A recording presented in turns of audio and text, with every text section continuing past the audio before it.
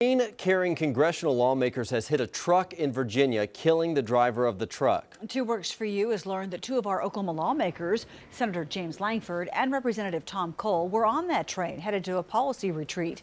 U.S. House Speaker Paul Ryan also on board. Our reporter Tony Russell spoke with Senator Lankford about the crash. Must have been a scary ordeal, Tony. Senator Lankford tells me he's okay and a little shook up after the crash. In an instant, people in the train car fell and stuff just went flying everywhere.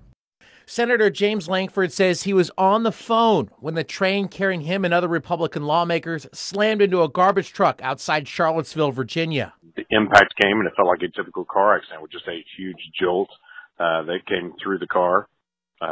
Orange juice or apple juice for me went flying all over the place. Other food other people had or snacks went flying. People that were standing fell, and so it was a pretty big impact. Senator Lankford says his colleagues who have medical backgrounds and served in our military jumped in to help. First thing happened is obviously people started gathering around to be able to pray for the people that were in that truck.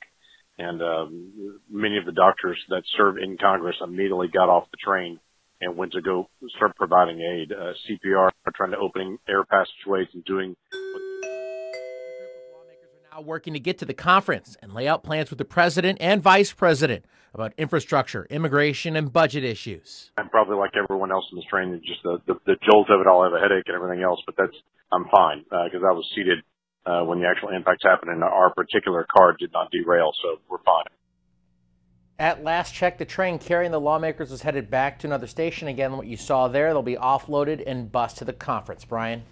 Tony, this was a chartered train, but it was an Amtrak train we saw on the video. And Amtrak has had several high-profile crashes in the past. Now, Brian, Amtrak has had more than 25 derailments since 2014. The NTSB, like we mentioned, has launched a GO team to look into the cause of today's accident. Right now, no one has been blamed for the crash. The NTSB chairman previously said, quote, Amtrak's safety culture is failing and is primed to fail again unless Amtrak changes the way it practices safety management, end quote. Again, we'll have to wait for investigators to arrive at the scene and wait for a release of that preliminary report.